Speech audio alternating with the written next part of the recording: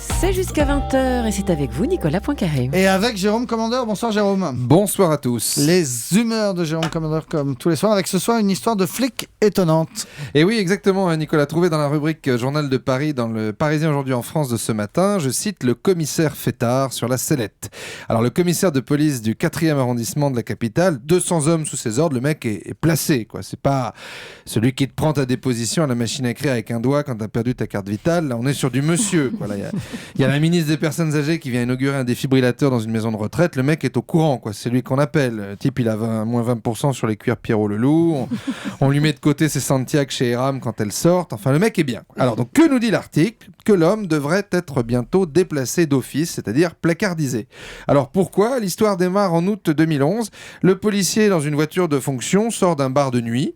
Bon, jusque-là, ça peut se comprendre. Hein.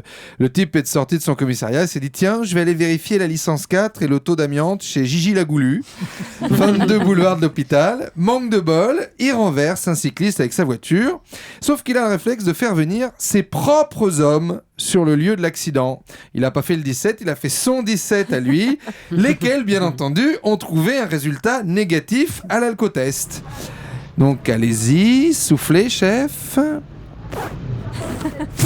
Encore. Allez-y, chef, encore.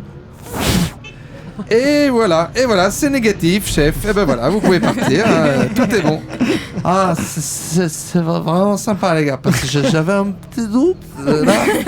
Vous me dites c'est négatif, en même temps, je bois de la badoise depuis 19h, donc je me suis enfilé comme bulle.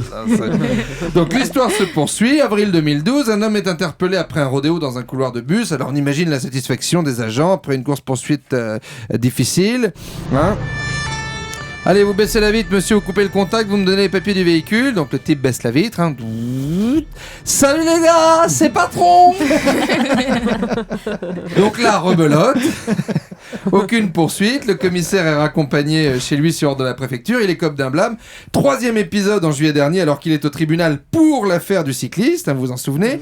Il croit repérer un syndicaliste avec lequel qu'il n'a pas vraiment la bonne. Demande à ses hommes de procéder à un contrôle d'identité. Manque de bol. Le contrôlé est en fait un membre de la police des polices. Donc le commissaire a été condamné, fait appel. Tout ça, c'est politique, nous dit son avocat. Donc moi, ce soir, je vais prendre les grands boulevards parisiens en sens inverse, dans une voiture pas assurée, renverser des piétons. Et si on m'arrête, je dirais, c'est dégueulasse, c'est politique.